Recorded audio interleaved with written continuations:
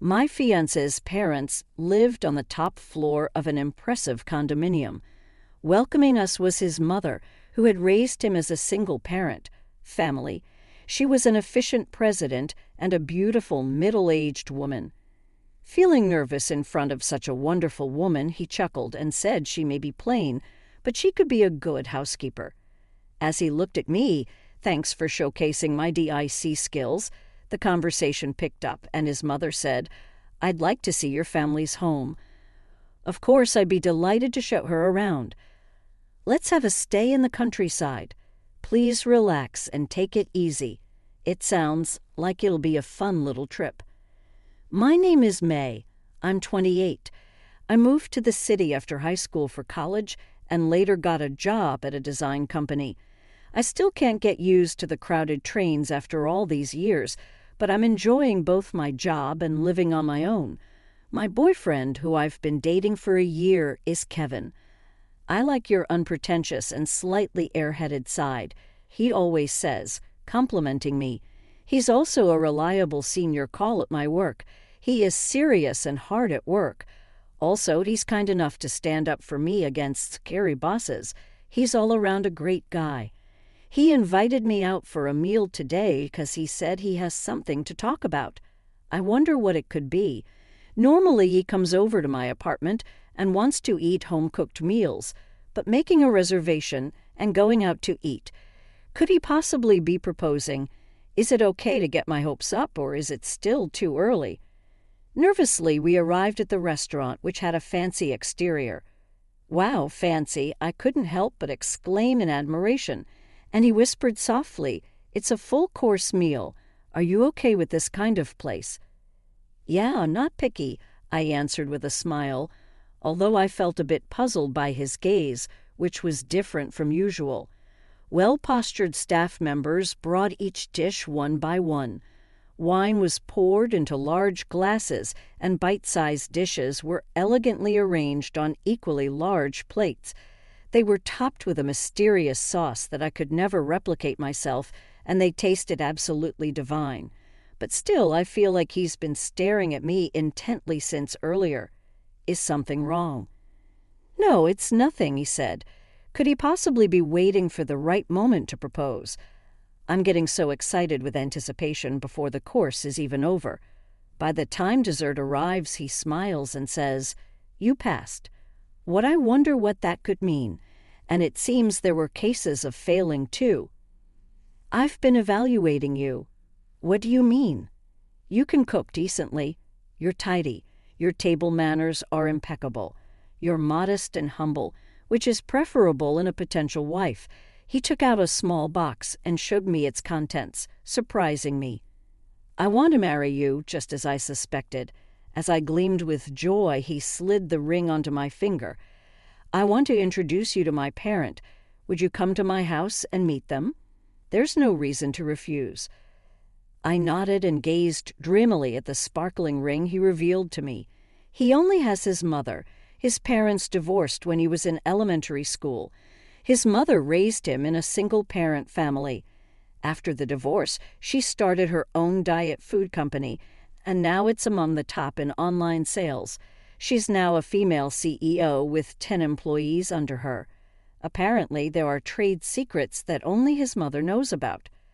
I wonder what kind of person she is. I'm looking forward to meeting her. The day came soon enough, since it's my first time meeting for marriage greetings. I'm really nervous. I mustn't be rude. I chose a more elegant dress than usual. I have to be careful not to trip, especially since I'm naturally clumsy, as he would admit. "Are you nervous by any chance?" he asked me as we walked side by side. "Not at all," I lied, not wanting to cause him any worry. Then he said, "Don't you realize what? Your face looks tense, and your walk is awkward."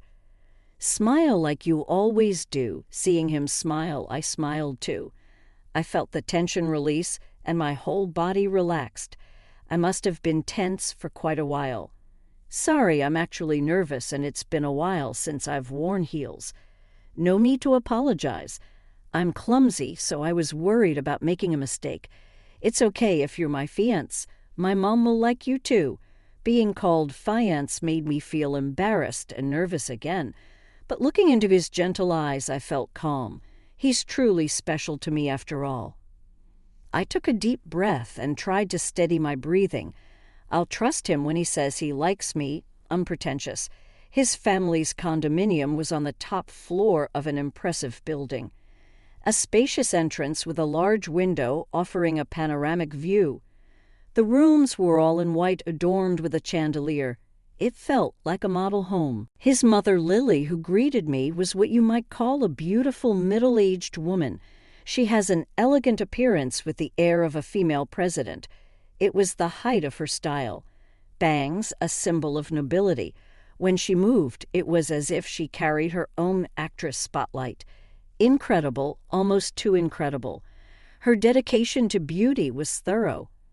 She gestured for me to sit down as she scrutinized me from head to toe. I couldn't help but feel nervous again. "So, where are your parents from?" she asked. "They're from Maine." "I thought so. You have a country look." "Wow, can you tell?" "Well, yes, you look plain." Lily stared at my face intently. I wondered if I could hide my country look by putting on makeup properly and returned her gaze. Her false eyelashes flittered. "Kevin, do you like women like her?" "Yeah, she may be plain, but she'd make a good housewife," he said, emphasizing my ability to do housework. "Yeah, she better be a good housewife," Lily chimed in. "These days, women are expected to work and take care of the household. If you think you can rely on your husband, you're mistaken.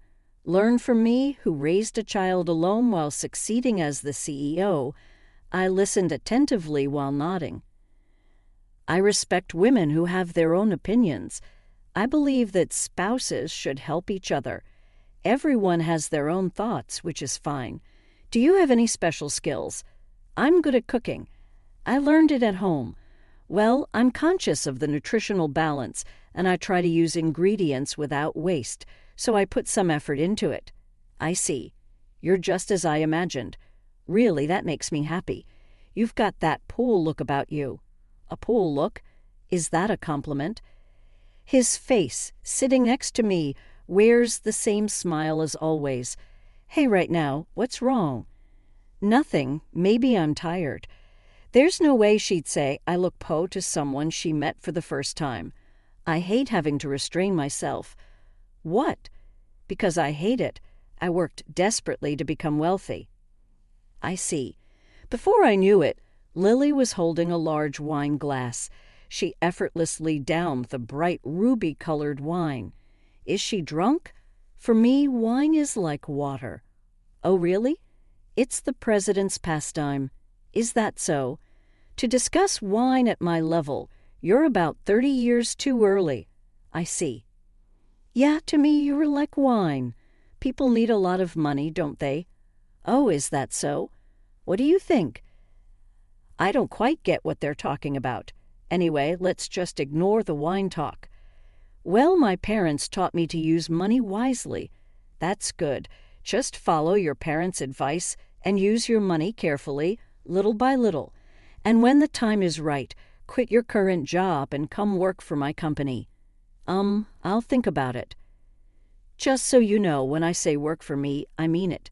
Don't expect to get paid." "Oh, I see. That's how it is. Well, if it's just helping out and I don't have to quit my job, then it should be fine." "Yes, I understand. That's a good response. When the time comes, I'll teach you the secrets of my business that only I know. Is that okay?" "Thank you." "You're so naive and amusing. You must have grown up in a relaxed countryside. I'd like to see your hometown." "Sure, you're welcome to visit." "Sorry, please come visit my hometown if Lily wants it.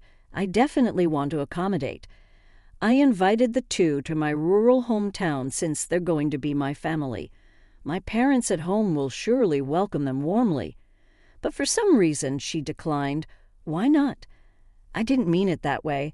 "There's no need to hesitate. If she said they want to see it, I persist." "Please come without saying such things." "No, I mean the countryside. Isn't it inconvenient?" "But you said you wanted to see my hometown." "Yeah, but we'll entertain you to the fullest." freshly picked vegetables, fruits. It's delicious and good for your beauty, but we have plenty of lobsters, all you can eat. Well, lobsters all you can eat. Upon hearing that, Lily gladly agreed. When I called my parents, they were naturally thrilled. Bringing your fiance, that's exciting. My mother was surprised but very pleased. His mom, Lily, is a female CEO. I must be careful not to be rude. My father was blistered. I'm also looking forward to it. Please treat them well. I requested for a courteous hospitality for my future husband and my particular mother-in-law. The day before departure, "Hey, what's your hometown like?" he asked me. "What do you mean, like normal? I'm not good with countryside, you know." Really, it was a shock. The fact couldn't be changed. It must be inconvenient to get around, right? Shopping must be tough, too. "Yeah, I definitely wouldn't want to live there," I couldn't reply. Was he always this kind of person? Being casually belittled about my hometown, I felt a bit hurt. I decided to ask about something that had been bothering me for the past few days. "You've been acting different lately." "How so?" "Since I visited your house, your attitude seems cold, or rather, there have been more comments that bother me." He let out an exaggerated sigh. "I'm disappointed in you. I just expressed my opinion." "I'm sorry, that wasn't my intention. If you're going to be my wife, you should understand me, right?" "Yeah, I guess so." "That's why people from the countryside are like, 'Oh no, I've upset him.'" I phrased that wrong. Wait, what does being from the countryside have to do with understanding your spouse? Despite feeling uneasy, tomorrow is the departure day. Maybe he's nervous just like I was. That must be it. "It's okay, don't worry. I've already taken action. Besides, my parents are very kind, and I'm sure he'll feel so comfortable that he won't want to leave. Let's change the negative image of the countryside. Departure day, I've booked a business class flight, of course, and we're finally heading to my parents' home. I shouldn't have agreed to go. After all, I've been attracted to lobsters." Lily keeps muttering to herself.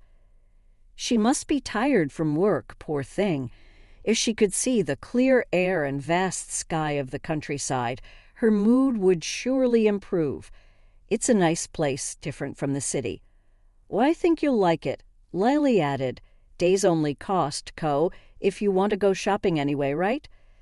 "That's true, and it's a 30-minute drive. The countryside doesn't have much unlike this city." "Shall we do a room tour?" Both the house and the garden are spacious. It's fun. "No way, countryside houses are just big, that's all." That's when he intervened. "Come on, Mom, let's just go see it once." "Well, yes, she'll have to do her best as a daughter-in-law after all." "Yeah, that's right." "Well, if Kevin says so, there's nothing I can do." It seems her mood has improved thanks to him, but they really do have such a good relationship. Until we reached our destination, they kept making jokes, making me laugh. Then, out of nowhere, he turns to me and says, "I'm always in trouble because you're so laid back," and Lily chimes in with something funny. "Isn't it because of the time difference between the countryside and the city?" "There's no time difference, you know." "That's funny." "I know, right?" Lily really knows how to keep the mood light. Later on, he says, "Mom, you look like you're struggling with that luggage." "I'm carrying heavy stuff too, you know," and Lily adds, "Yeah, true. But is there a daughter-in-law out there willing to carry the burden of her husband and mother-in-law?" She looks puzzled as she says, "I wonder where she is." It's truly a puzzling problem. Where can you find a daughter-in-law who can carry so much luggage? We had a good time while having such exchanges. Maybe they're feeling grumpy because of the travel. Let's get you settled in at home quickly. When the plane landed at the airport, a car from my parents' house was waiting for us. The driver opened the door and greeted us with, "Welcome back." He seemed curious and asked, "Is he your dad?" I replied, "Yeah, he's our private driver." His surprised expression said it all. Private driver. Lily chimed in, "Well, you need a car to get around, right? It's not uncommon in the countryside. Probably your parents have given up their licenses. Oh yeah, I guess so. My parents drive cars and other vehicles, but I don't think I need to correct them. After driving for a while, we saw familiar scenery. I said, "We're here." "Where?" "Not yet." Both of them look around. At first glance, it looks like a tree-lined street, but we've already passed the entrance gate to the house. "What, are we already inside the property?" "Yes, we'll drive a bit more. The entrance is far and quite a hassle. Feels like we're in the middle of a forest." "Exactly. Even though the gardener takes care of it every day, it's still a lot to manage." "Well, it's the countryside, isn't it? Nothing unusual." "What's wrong?" Their voices are trembling. Is it possibly car sickness? When we stopped at the entrance, Lily's mouth fell open, staring at the building. Maybe she's feeling unwell after all. "Lily, are you okay? Is this really your family home?" Yes, it's newly rebuilt, so it's quite modern," Kevin next to me muttered. "It's huge." "It's 990 square meters, but it's not that big since it's a single-story building. It's like a maze, fun to explore. It must be just big at the entrance." As the woman welcomed me back, taking my bags, Kevin asked me, "Who is she?" "That's Becky, the maid." They both scrutinized Becky as she bowed her head. "She's the one who taught me everything, such as cooking, sewing, ballet, horseback riding, and even violin." "Well, if she taught you, it's only natural you'd have good table manners." "Well, it's nothing special, it's just common in the countryside." "Mom, do you really need a maid in the countryside?" "Quiet, it's embarrassing. If you're my son, act more respectable." "I see, just a country bumpkin, that's what you are." "That's why." "Now then, though it might be tiring, let's go on the promised house tour right away. I have nothing to hide, so I want them to see everything first." My father's proud painting collection is said to be worth $50,000. Then there's the theater room, sauna, and private gym. Oh, is this a study, perhaps? It's locked. Looks like they've added on again. Every time I come back, there's a new room.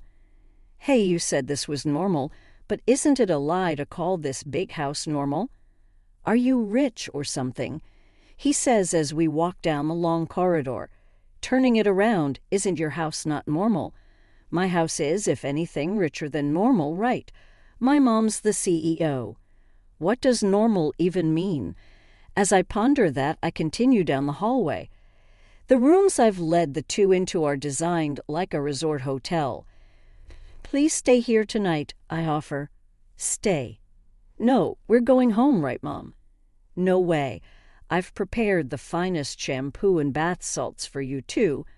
I say, "Sorry, but Mom's itching to get back to the city as soon as possible." "Right, Mom?"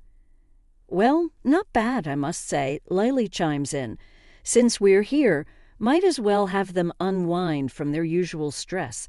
Let's also request Becky's specialty, a foot reflexology massage. Then I'll guide them to the living room where my parents are waiting after the formal greetings." Lily pulled out a long, slender box saying it's nothing special, but bringing a gift like this is thoughtful of her. Inside there seems to be an expensive-looking wine. "Oh, thank you so much. This is wonderful. I couldn't come empty-handed, right?" Hearing that, my mother happily remarks, "I love it too. I even import wines personally." Importer. We import and sell wines from overseas wineries to French restaurants and hotels. That's good. My mother happily shares about the wines. "Oh, I see." Lily says with a trembling voice, impressed. "How about joining us for a tasting event next time?" My mother's eyes sparkle as she suggests, "Lily, you're in luck. You can discuss why with my mother." "Oh, yay, if schedules permit, I'd love to." Lily says excitedly, "With my way-savvy mother, he'll have no shortage of conversation partners. I hope they enjoy discussing to their heart's content." Dad said for dinner, we'll have lobster prepared by our maid and red wine. Lobster and red wine. Mom adds. Mom, if you drink, you won't be able to leave on time, right? You've always said you don't want to stay in the countryside. Just eat first, and then think about it. If you're worried about time, I'll send you back by helicopter. It's faster than going by planes since I've built a heliport nearby.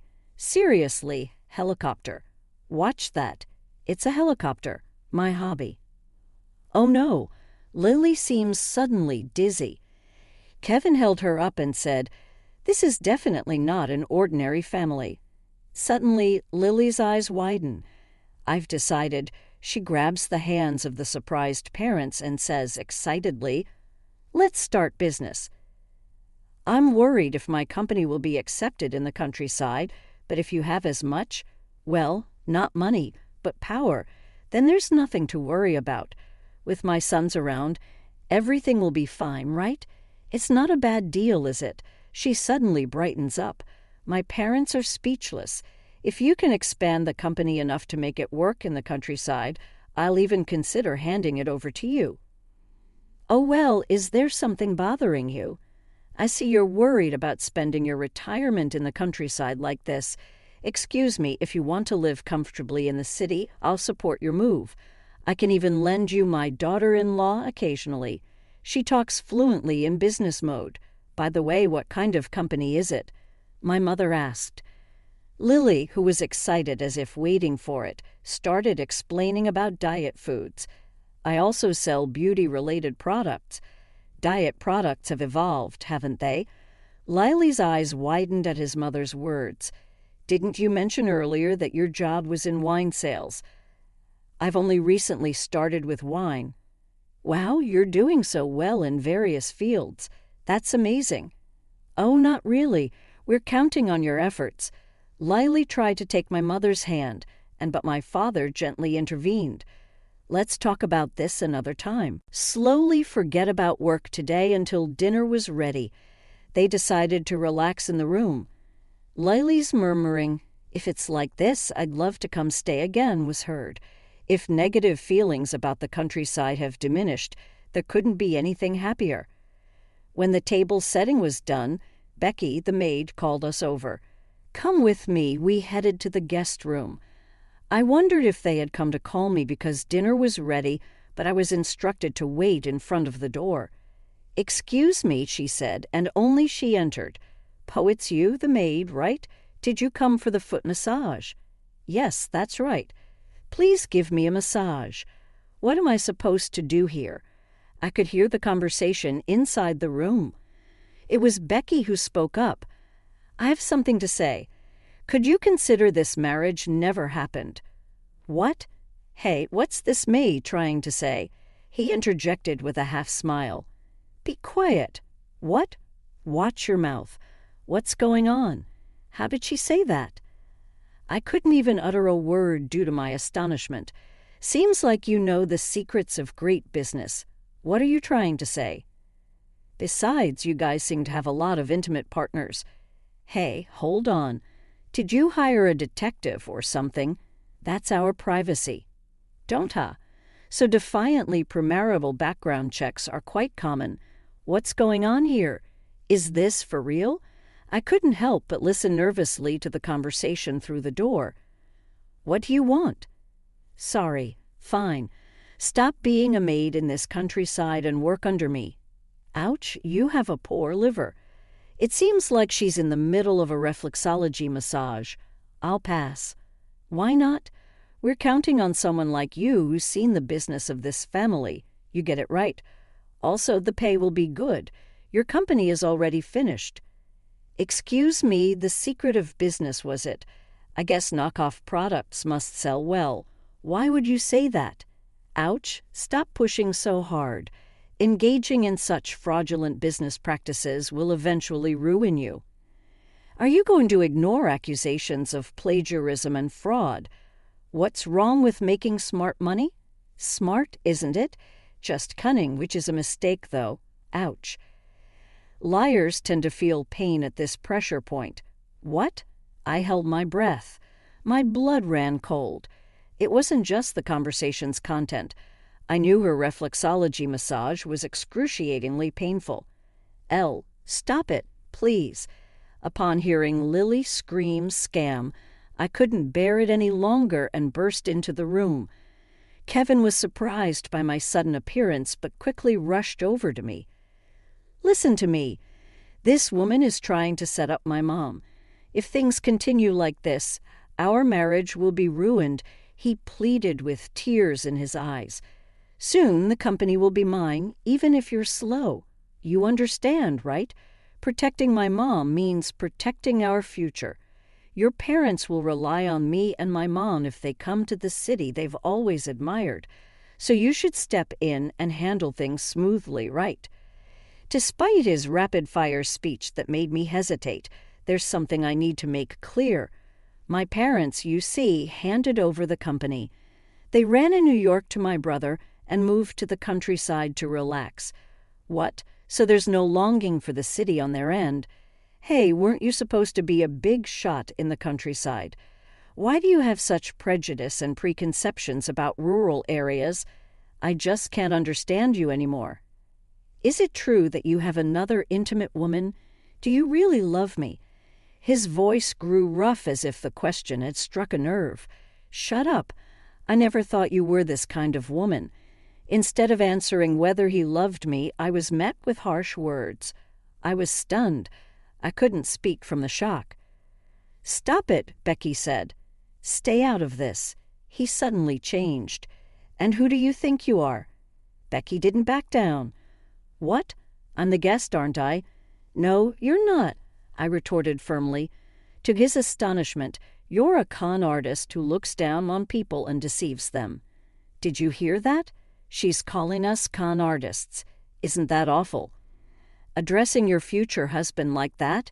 He stared at me. "Yes, it's awful," Lily exclaimed.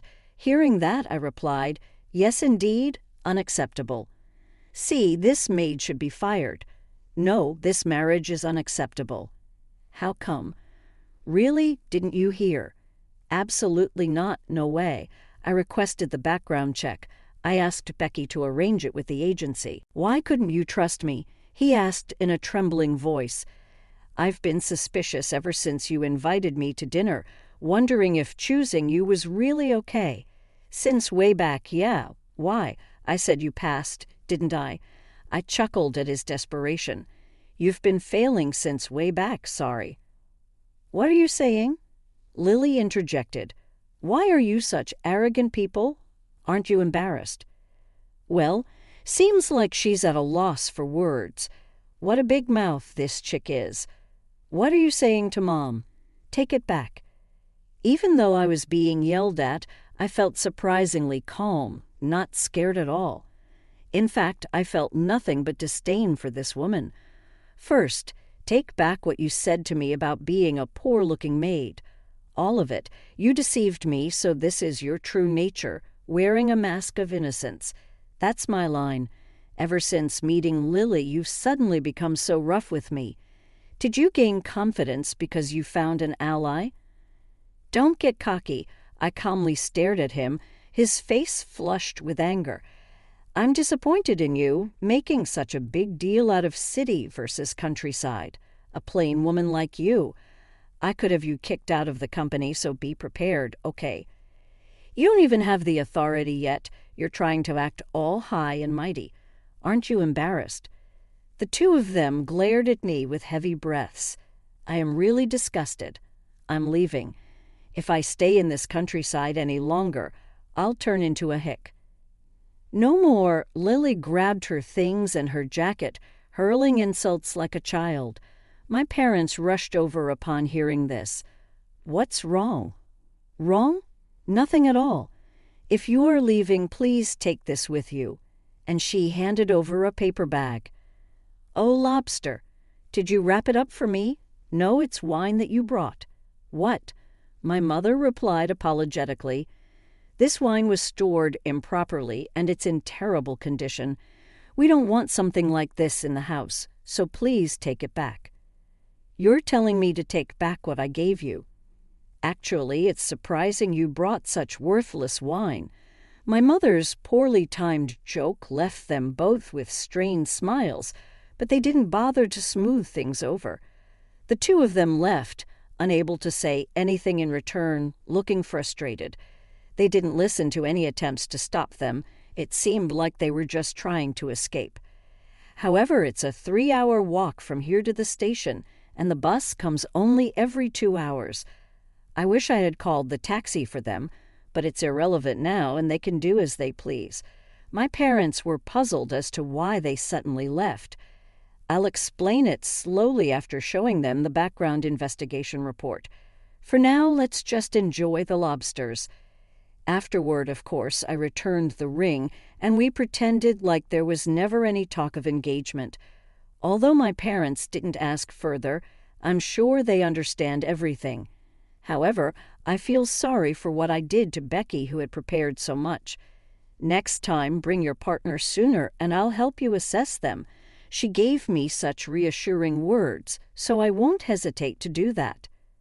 By the way, conducting a background check on a potential spouse was something my parents had told me repeatedly since I was a student.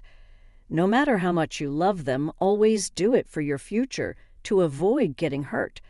At the time, I didn't understand, but now I'm grateful. If we had gotten married back then, it would have been a marriage full of regrets. My parents, who have been doing business in the city while being seasoned, are very calm. Now they should have seen through Lily's shallowness. It's about doing your job properly. After a while, I received an apology from Kev. "You're the only one for me." My mom is an honest person, he claimed to me with such remarks, but it made no sense. What was good about this person again? Maybe Lily told you to say that. No, because she's rich and seems useful, so hold on to her as a connection. Hey, how did you know? It's easy to understand the shallow thoughts of people like you. I didn't think he was such a jerk. It made me realize how blind I was, a mama's boy trapped in his own arrogance and prejudice. Twice the trouble when paired with his mom. He's the worst choice for a husband. Unless he realizes and changes, any woman he dates will be unfit from the moment they meet. Do your best, and please don't contact me again, I said, then blocked his calls. When I explained the situation to my company, I got transferred to another department on a different floor, which I had been hoping for. I won't have to worry about running into him anymore. Right? The next department doesn't have any strict old ladies, so I'll stop dressing so plainly and start being stylish. I actually like fancy clothes and makeup. By the way, his reputation at work has taken a nosedive. I haven't told anyone about the situation at my home. He's the one who exposed himself. Even though she looks spa, her family is rich. I thought I found a good housekeeper, but oh well, talking so loudly like that, it's no wonder his reputation is taking a hit. He won't find a marriage partner in this company. Taking over a failing company from his mother doesn't make much sense now. While city apartments might be nice, everyone has their own comfort and values, so criticizing or denying others' choices is wrong. What's normal anyway? It's not right to impose your idea of normalcy on others. I love my one-room apartment where I live now. It's my own little castle. Who can decide on superiority or inferiority, or pass or fail? Everyone is different, and that's okay. We all learned that when we were little, right? We have our rules. They have theirs. All right, everyone's presentations are done. Nick, the manager, said as he tried to move the discussion forward. Excuse me, I haven't. I recently found out something. Nick interrupted me and began to speak. There's apparently someone in this department who didn't graduate high school and is just a part-timer. Meetings should be for employees only. Absolutely right. His lackey, Mike, of course, agreed with Nick. I'm leaving. After leaving the meeting room, I started to shut down my computer. I noticed that an email had arrived, not in my personal inbox, but in the company's shared email. Thinking, there's no point in speaking up, no one will listen, I went home quietly. The next day, I heard a commotion from Nick's desk. He was staring at his computer screen, his face pale. Nick? Is something wrong? Mike looked at the screen with him. And he turned even paler than Nick. Why is he so angry? Knowing the reason for Mike's distress, I thought to myself, serves them right. My name is Adam. My mother passed away when I was in the 9th grade, and I was raised by my father. Well, you could hardly call it being raised. After my mother passed, my father changed. He drowned his sorrows in alcohol, and though he still went to work, he squandered our living expenses on horse racing. Because of that, I had to start working part-time as soon as I entered high school. Every month, I went to the convenience store with bills in hand that couldn't be auto-deducted from my father's account. Even though I endured it because I didn't want to be alone, I reached my limit in my 2nd year of high school and dropped out. I found a live-in job at a distant inn. Thank you for everything. The day I left home, my father, still staring at the TV, spoke. Take care. That was our last conversation. Back then, 18 wasn't the age of majority, so I needed my father's permission to work, and I couldn't hide my place of employment. Yet, my father never visited me even once. I kept working just to survive, and before I knew it, I was 42. Years of hard work paid off, and I was transferred to the headquarters. I was thrilled to be recognized by the company, as I thought I'd be working in the field until retirement due to my lack of formal education. Listen up. Our work can change the future of our employees. Don't drag us down. On my first day after the transfer, Nick, dressed in an expensive suit, spoke sternly. There was a reason for this. Our inn was located in a prominent tourist destination, known so well that everyone in the state could sing its commercial jingle. At its peak, we had 5 locations within the state. But that was long ago. Due to financial difficulties and aging facilities, only the place where I had worked for many years and the original establishment remained. I was prepared to lose my job anytime, but now there was a glimmer of hope. With the rise of social media, the tourist area where the inn was located started gaining attention again. Depending on how hard the sales department, where I was transferred, worked, we could either thrive or be forced to give up this prime location to the new hotel chains continuously popping up. For Nick, who had switched careers from another industry to strengthen our sales, this was a battle he couldn't afford to lose. I understood why he had to be strict. I will do my best. Nick sneered at my enthusiastic declaration. Did you not hear what I said? I'm sorry. I thought I was listening carefully. Out of habit from years of customer service, I apologized reflexively, though I had no idea what had offended him. Someone was watching me with a smirk. In this department, there are those who are expected to excel and those who have been shoved here because they have nowhere else to go. You are the latter. It was Mike, the section chief. He's 7 years younger, at 35. But he was called to headquarters much earlier than I was and had been moving around within the headquarters ever since. I'm not jealous, but I can't accept that he's my boss. Graduating from a prestigious university, he has an unusually high pride and caused many problems as a newbie, making things very difficult for me when I was the front desk leader. When I found out Mike was transferred to the sales department a month before me, I was disheartened. Mike is right. With just a middle school diploma, there's not much you can do. Don't even think about achieving results. As if I didn't exist, Nick remarked, I'm thirsty. Mike eagerly ran to the coffee maker. It seems Mike is Nick's lackey. I regretted being happy about my transfer to headquarters, wishing I had stayed on site forever. Send a direct mail to every company on this list by the end of the day. Nick only assigned me tasks that even a new graduate could handle. What? There are over 1,000 companies. You want me to send to all of them by today? Yes, if you and your fellow misfits split the work, even those with nowhere else to go should finish by today. I glanced at the employees typing away expressionlessly. They were worn out from customer service, only thinking about leaving on time, or were women reassigned after having children, with zero motivation for work. Even Sam, a new graduate from the same university as Mike, who was supposed to be among the expected achievers, had no enthusiasm for the job, having joined the company wanting to do customer service. I don't care what they say, I plan to quit anytime, he said. Only Nick and Mike were highly motivated, making all the decisions between the two of them.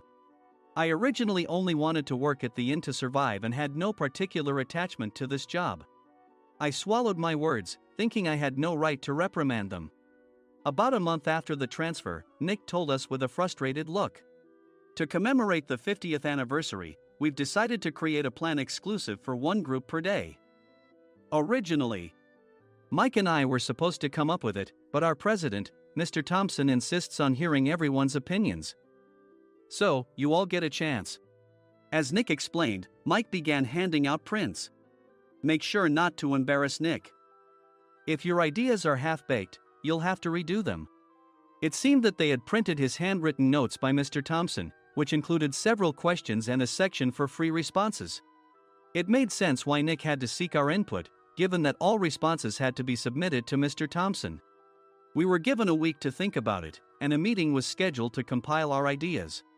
My plan is to let guests enjoy both the old and modern America. Nick began the presentations. Guests would watch a master confectioner at a nearby traditional sweet shop make sweets in front of them. The welcome drink would be premium tea in a bottle. Nick's plan was certainly attractive. After his presentation, Nick called on us to present in the order we were seated. Just as I stood up for my turn. All right, everyone's presentations are done. Excuse me, I haven't. I recently found out something. Nick interrupted me. There's someone in this department who didn't graduate high school and is just a part-timer. He was likely talking about me. I joined the company as a part-timer and was made a full-time employee when I turned 20.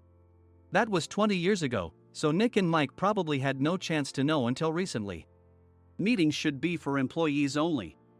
Absolutely right. After that, Nick kept creating opportunities to solicit everyone's opinions, purposefully excluding me from speaking. The meeting unexpectedly heated up and went past the scheduled end time. A few people asked to leave, and the discussion continued with the remaining few. Still here? Normally, you'd leave in that situation. Though I had no attachment to the job initially, hearing kind words from customers made me want to make them happier. For someone like me, with nowhere to go, the inn was my home and customer service was my life. I felt pathetic about my current self. I'm leaving. I left the conference room and started shutting down my computer. I noticed an email had arrived, not in my personal inbox, but in the company's shared email. Thinking no one would listen to what I had to say anyway, I quietly went home. The next day, while preparing the DM as instructed, I heard a commotion from Nick's desk. In his haste to stand up, he hit his knee on the desk. He stared at his computer screen, his face pale. Nick! What's wrong?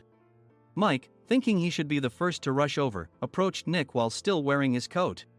He peered at the screen with Nick. And he turned even paler than Nick. Why is he so angry?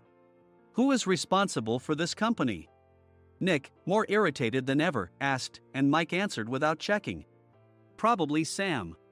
Sam wasn't there because he was attending a morning training session for new hires. Nick gave up on getting angry and returned his gaze to the screen. They were looking at an email that arrived right after the end of the working day yesterday.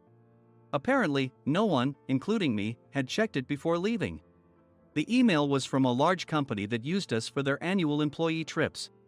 The president and executives of that company also frequently used our services personally. President of the company, Mr. Mason himself, had declared that neither he nor his company would ever use our services again. Well, some companies cancel their employee trips or stop using our services due to financial struggles. Let's just move on. Mike kept wiping the sweat from his forehead with a handkerchief. Knowing why Mike was so agitated, I quietly watched their interaction. Do you know how much revenue we get from that company? We can find other guests to fill the rooms, but we'll lose the banquet costs, gift shop revenue, rental car fees, and more. Moreover, the gifts were supposed to be prepared by the traditional confectionery shop involved in Nick's proposed plan. If it's known that we incurred such a huge loss at this critical time, Nick's position in the company would be jeopardized. Nick took a deep breath, seemingly trying to calm himself. All right, Mike. Go to New York right now and apologize to Mr. Mason. What? You're coming with me, right? I have urgent work to do. I trust you, which is why I'm entrusting this to you. Please. Mike, believing Nick's sincerity, agreed with a determined look on his face, saying, yes. That's Nick for you. Even if Mike went to apologize, Nick would shift all the blame onto him if the client didn't change their mind. Well, it was Mike's fault to begin with, so it served him right. About 3 hours later, Sam answered a call from somewhere and repeatedly apologized, saying, "I'm very sorry." Everyone watched to see what was happening. After ending the call, he informed Nick with a weary tone. When Mike arrived at the client's company, he only made things worse, further infuriating Mr. Mason. He was demanding, "Get his boss here immediately."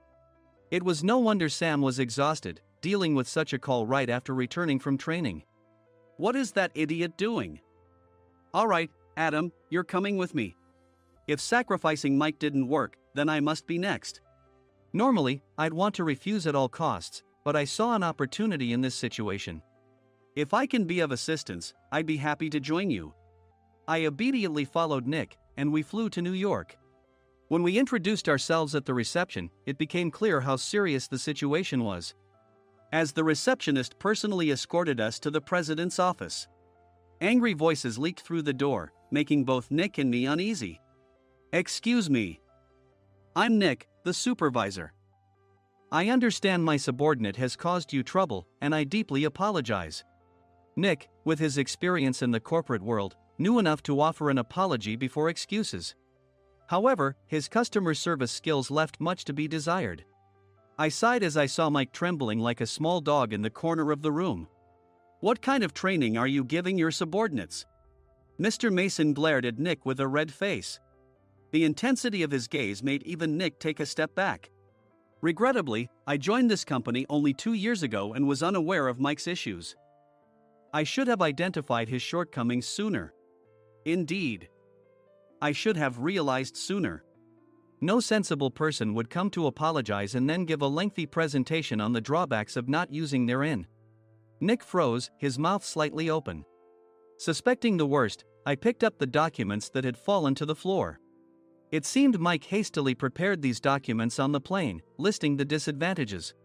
Disadvantage 1: if you change the venue for the company trip, employees might suspect it's for cost-cutting reasons, leading to a negative impression. Reading it aloud half-jokingly, Nick snatched the papers from my hand and checked the contents with a furious expression.